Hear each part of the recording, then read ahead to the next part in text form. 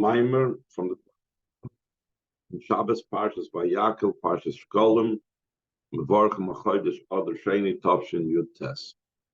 Yaakov Moshe is called as Bnei Yisrael. Moshe gathered and collected the whole congregation of the Bnei Yisrael by Yemen, and he told them, Elad these are the things that Hashem commanded to do. Now, the Rebbe is going to Bavorin, or he's going to say, even though immediately after the words Vayakil, what does it talk about? It doesn't talk about the Mishkan. It talks about the halachas of Shabbos. It says about it says about but despite the fact that immediately after the Vayakil, the first few psukim speak about Shabbos, but still in all, the Vayakil, the gathering, was not about Shabbos in the simple sense, but it was about the Mishkan, which follows that. That what it says in this first pasuk, these are the matters that Hashem commanded. In the simple reading of the psukim, it's referring to the actions, the making of the Mishkan. But before he speaks about the Mishkan, he had an introductory point. He prefaced and introduced the warning about the prohibition of doing work on Shabbos to the work in the Mishkan, Loimar, to teach you the halacha, the Eina Doiches HaShabbos, that the building of the Mishkan, as important as it is to build a Mishkan, it does not take precedence over Shabbos. Shabbos must still be observed. So, getting back to the main point, that the gathering was about the Melechas HaMishkan. In line 7, now we understand why specifically over here Moshe Rabbeinu had to gather all the congregations of Bnei Yisrael. I mean, we don't find this by other mitzvahs. We don't find it, let's say, when Moshe Rabbeinu told them the beginning of Parshat Mishpatim, Elam Mishpatim, Mishtas Mufneim, or other mitzvahs in the Torah. It says, Vayakil Moshe Kol Adas Bnei Yisrael, and Moshe collected and gathered the whole entire congregation to address them. Why not? Because the Mishkan is something unique. Yeah, Mishkan, in Klali Shashayach, Klal Yisrael, the Mishkan is a general thing that's associated to the general Klal Yisrael. The idea of the Mishkan is I shall dwell amongst them. As it was at the beginning of creation, when the world was created full and complete. It was in a perfect state, the Chazal say. So the perfection was not just that the entire world was built as a perfect world, and it was not like little saplings or immature birds flying around, but it was a completely built world. So part of its fullness and completion and perfection was the Ikir Shechina B'Tachtoinim Hoisa, that Shechina was primarily down here below, or the primary level of the Shechina was down here below. So that is something that's so general, and because it's so general and so all-encompassing and so important, that's why that's why Moshe Rabbeinu gathered by Yakil as Kol Adas Bnei Yisrael. He gathered all the Yidden to be able to tell them about the building of the Mishkan. So now the Rebbe goes on that this klolistic inyan, this general idea, also, even though it's a general idea and it's a big thing, but there are different levels to it. Though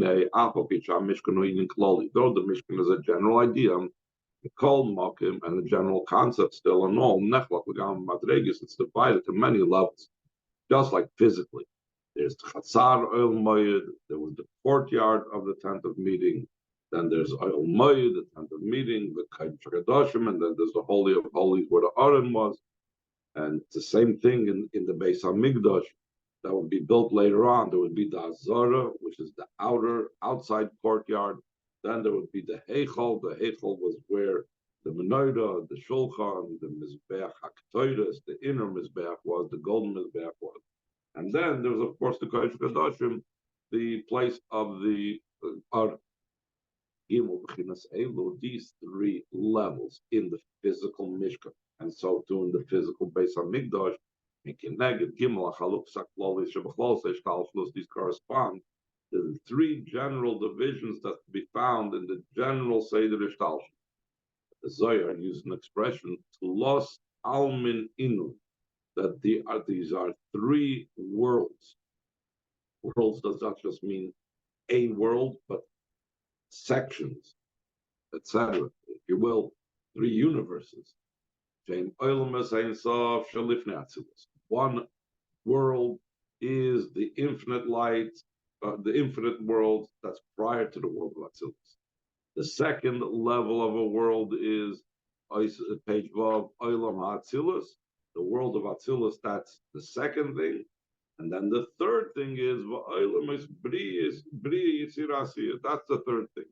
So because in the spiritual level there are these three divisions, so too in the Mishkan there's the three divisions of the Kodesh Kedoshim, there's the Oil Moed, and there's the Chatzar Oil Moed. Not only is there these divisions in the sections, but also in the Yeriyos, the Gambi Yeriyos. And Bechinas Makif and Kiyadua also the Yeriyos, in the hides that acted as curtains and coverings and made it into a tent-like structure. It didn't have a solid roof, it had beams, it had boards, but over that was the Yeriyos. So they were Makifim.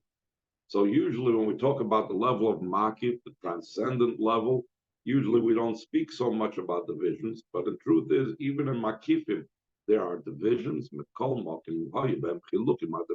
were still different levels and different types of levels and between them. There was the lowest curtains, hides, Yirias Izim, goat, made from goat hair skin, Yirias Elim Madamim, there was the red ram skin, Va'iris Tchoshim, and there was the hides made from the Tachash animal. So in that there were divisions as well. Kolshkin, Bechliya, Mishkan, how much more so are there the divisions in the different vessels of the Mishkan? Kalim La'odis Panimim, the vessels of the Mishkan, as opposed to the Yeriyos, and as opposed to the structure in general, which the structure and the Yeriyos are generally a level of Makif, the Kalim Chassidus brings down are associated with Oidus Panimim. And Oidus Panimim, surely there's divisions and differentiations between them, what each one corresponds to, what each one represents. Lining in the Matrikosel, where it says in the Pasuk, so you will make a brass or copper wash basin, and you'll make a brass or copper stand to wash. In other words, that the Kohanim would have to wash their hands and feet before they entered into the avoidam. They will wash from this wash basin. They will wash their hands and their feet. This was a general preparation that was necessary for all matters of the Mishkan. How do we see this? This was even necessary as a preparation and introduction before and at the beginning, right away when you were in the courtyard of the Oil Moed. Because, like it says in the Pasuk, when they came to the Oil Moed, that's when they used to wash at the Kiyar, or when they approached the Mizbeach. We're talking about the Mizbeach HaKitzin, the outer Mizbeach, what's called the Mizbeach HaOil, the Mizbeach of the Karbonos, that was located in the courtyard of the Oil Moed. So before they would approach the Mizbeach, they had to wash from the Kiyar. So we see before anything, as an introduction, as a preface to everything, first things first was the Kiyar. Because of this, we find that that in this matter of the Kiyar, there was a unique participation of Moshe Rabbeinu concerning the Kiyar, more so than we find by other aspects of the Mishkan. Other aspects of the Mishkan, there was Betzalel, there was Aliyah, they were given over the job to take care of it. When it comes to Moshe, we find he had a unique connection with the Kiyar, as we'll soon point out.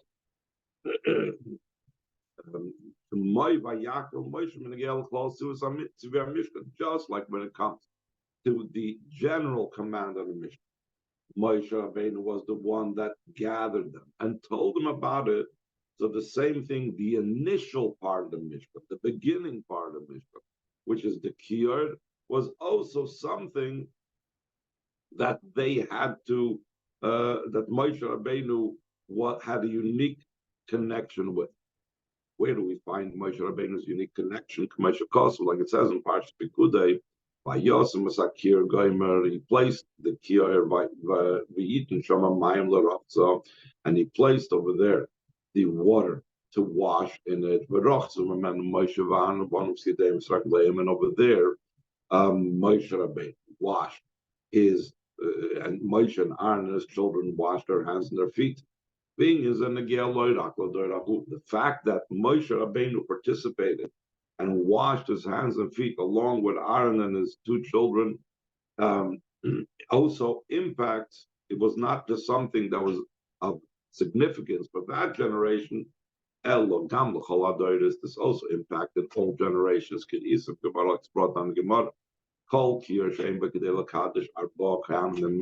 Any kir that doesn't have sufficient water and cannot hold sufficient water to be able to, for Kahanim to be able to wash from it simultaneously, ein mekachim boy.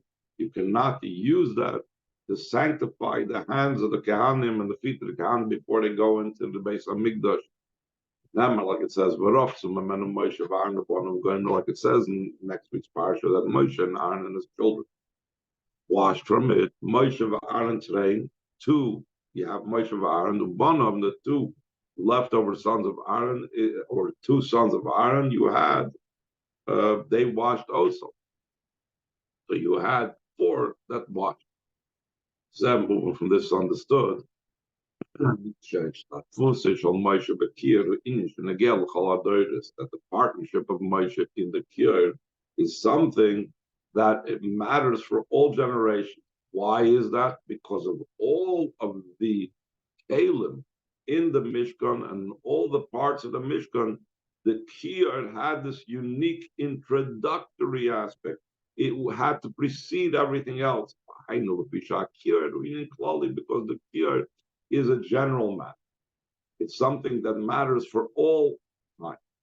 Appearing in Akir, the explanation of the idea of what's the significance of the Kiyar of the wash basin, Yuv and Ma'advarim Shemahem Nasa Kiyar will be understood from the items top of page Zion from which the Kiyar was constructed. Inyan Kiyar Mizbata Dritzach Ois Gambed Vorm Shemem Nasa. The idea of the Kiyar expresses itself also in the materials from which it was made. So it's not just that the value of the Kiyar is its function, that it's an introductory function before you can enter the Mishkan and before you can enter the Beis Hamikdash. You have to wash your hands and feet and sanctify. It was the Kiddush Adayim from the Kiyar, but it was also the materials have significance also as far as the importance of the Kiyar. What was the significance of the materials? Like it says, like it says that he made the Kiyar from brass or copper in the mirrors that the Rashi explains that the Jewish women used to make themselves beautiful for their husbands. It's like explained the Torah in many places. Mashakasav, Maris, Lasharabim, when it says Maris in the plural, why does it say Maris? So he says, Kiyesh Beis Maris, there's two types of Maris in the spiritual sense. There's Aspaklaria Meira, a luminous lens, Aspaklaria She'ena Meira, and there's a non-luminous lens.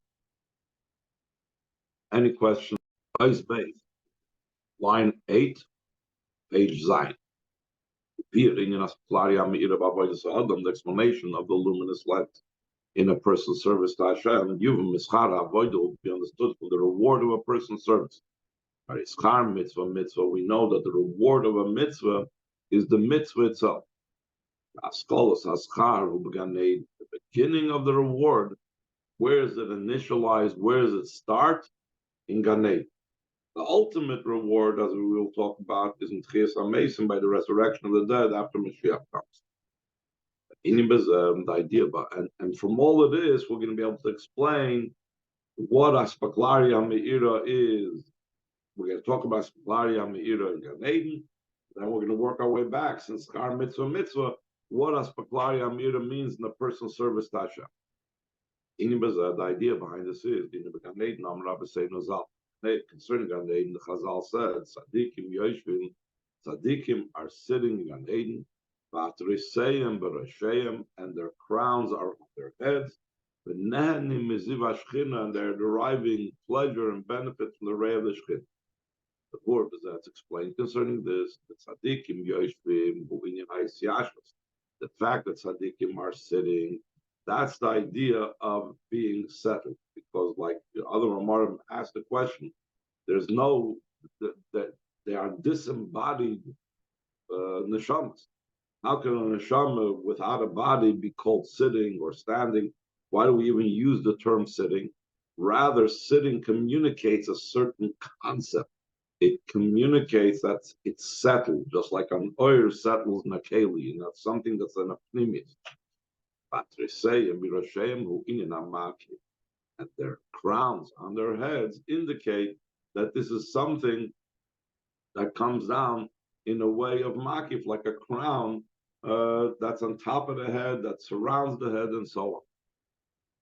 But then in so what does it mean? That they are settled like an Pnimi says, they are deriving pleasure and benefit from the ray of the Shekhinah. In other words, it's something that's becoming internalized. It's an idea that they become settled in an internal fashion. I know this means in Gan Eden, there's a revelation of God. So that's the difference between Gan Eden and this world. Though in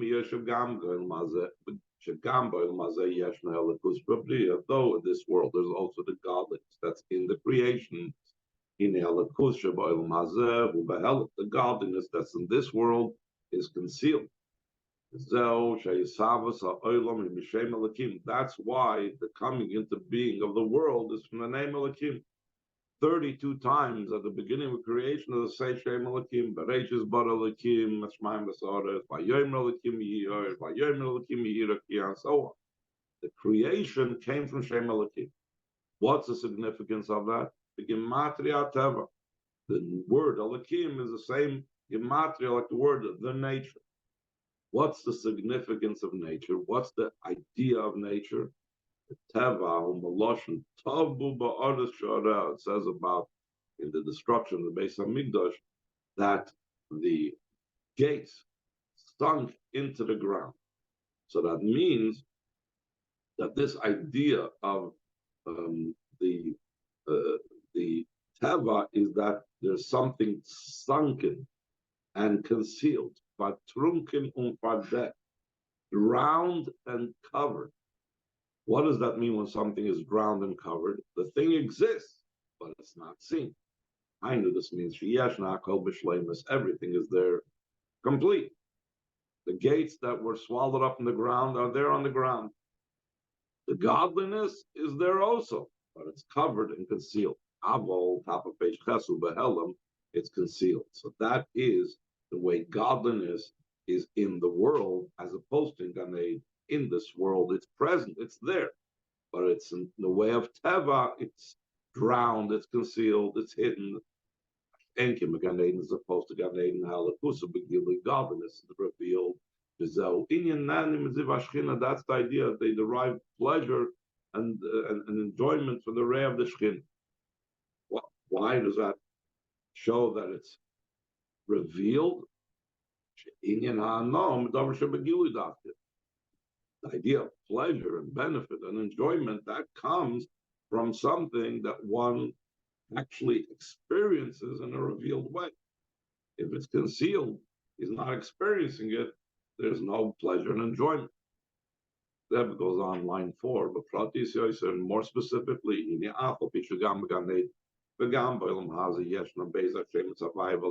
though also in Gan Eden and also in this world, both names are present, Havaya and Elohim.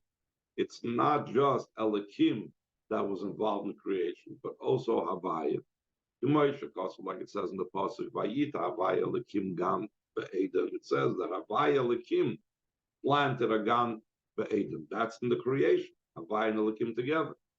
And if you'll tell me that was unique to Gan Eden, so I'll bring you a different pasuk.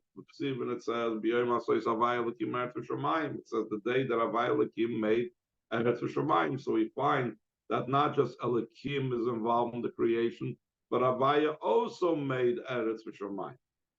So if there's Havaya Elohim in this world, and there's Havaya Elohim in Gan Eden, why do we say that there is a difference? Here it's revealed, here it's concealed. It says in line 8, to Makal Malchus still in all Yeshchilt by name, there's a difference between them. It's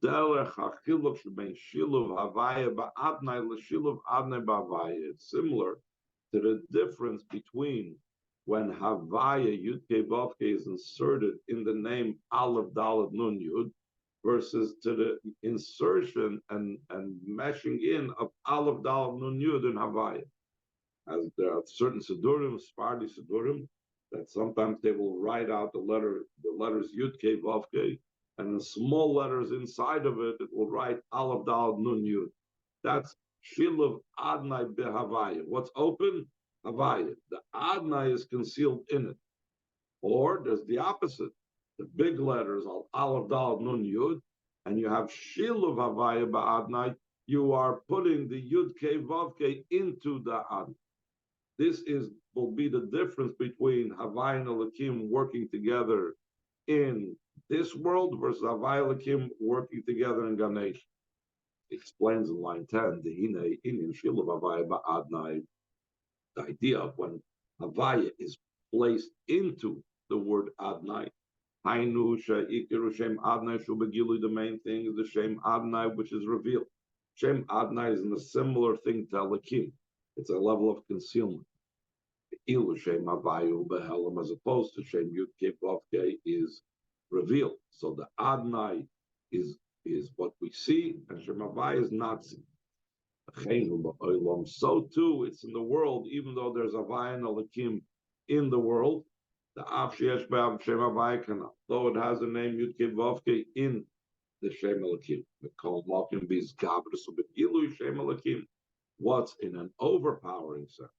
What's revealed, the name Elohim. Because the way the world runs is from the perspective of the name Elohim. That's a numerical equivalent of Hateva. The Ilu Shem Havayu Behelam, as opposed to the name Yud Vavke, that is concealed in this world. We see this from the famous pasuk that Chassidus always brings, like it says in the pasuk Shemesh Magin Havaya Elohim, that the sun and its shield is Havaya and Elohim.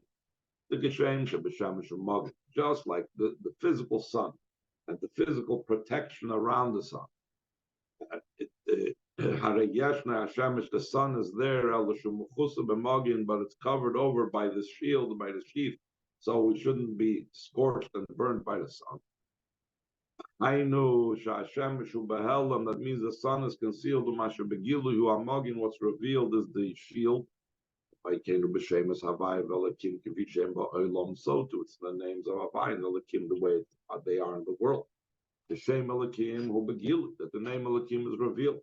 The Shem Havaya Behelam, and the name Yud Vavke is concealed. And can be Gan Eden as opposed to Gan Eden. Harezal derech shiluf Adnai b'Havaya. That's similar to Adnai being enmeshed in Yud Kei Vav Kei. The big letters, the main thing is Yud Kei Vav Kei. Shuhu Begilus. That's what's revealed in Gan Eden. The Yon Shel Shem Elokim, similar to Adnai. What is Elokim's function in Gan Eden? It's only a means through which the revelation of Yud Kei Vav Kei should come out. In other words, Elokim is only in service of the revelation of Havayim. It's a channel, it's a pipeline for Shem Havayim to come through, but not that it's covering and concealing and hiding Shem Havayim. And he's going to explain this now also in regards to the spheres, to be able to see another expression of this Shem Elokim being only in service of Shem Havayim, and it's primarily the Gilui of Shem Havayim. It says in line 25, why they spheres of Malchus. This is the reason that also the revelation Ganei is through the sphere of Malchus, because Malchus is also similar to Shem Elokim, Shem Adnai, but the Malchus is only a channel. It's not meant to conceal. Sharikol Gilui Huaidei HaMalchus Davke top of page test. Every revelation has to come specifically through Malchus, just like Havaya has to come through Shem Elokim. Abel Hu Gilui HaOr the Shem Havaya Shalamayel Chinas Malchus. In truth, it is the revelation of Shem Yud Kei Vav Kei that's beyond the level of Malchus. But Malchus is the channel, the means through which it comes out. This is also expressed. The fact that it's the Shem Havaya, it's the level that's beyond Malchus, is also expressed in the fact that it's the deriving benefit from the ray of the Shekhinah.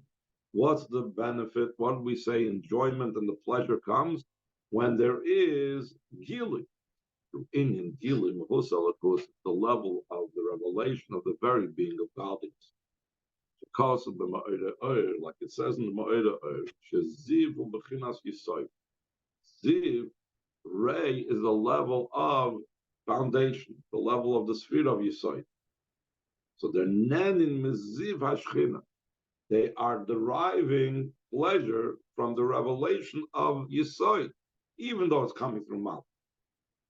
Now, Yisoy, it might be one sphere higher than Malchus, but it's completely of a different level. Yisoid is really considered the end of the world of the Ein Sof. It's all the level of creator, not the level of created. It's not a creation. It's all part of the creator. So if so, in Gan Eden, when we say we're Nen in Meziv Ashkina, we are, even though it's coming through Malchus, and even though it's coming through Shem Elokim, what is being manifest, the Havaya, the Ein Sof, the Boide, the Yisoid, which is beyond creation. Himsa comes out to a Hefresh, Ben Gan Eden La'ilams, that the difference in the Gan Eden and the world, Ukamaya Hefresh, Ben Bechinas HaMalchus, Gilus HaNebrayim, Bechinas HaYisoid, Seif Ein Sof, like the difference in Malchus, which is already considered like the beginning and the start of the created beings, versus the level of Yisoid, which is the end of the Ein Sof. So therefore it's understood that what he said earlier, that in Gan Eden, there's the revelation of godliness he explained earlier, whereas in Olam Hazeh, even though godliness is there, there's a lakus in Bria, he said, but it's in a way of a teva, it's in a way that it's from the word tubu ba'aretz sha'areha, it's immersed, sunken, drowned in the world, even though it's there, it's covered, as opposed to Gan Eden, where it's revealed.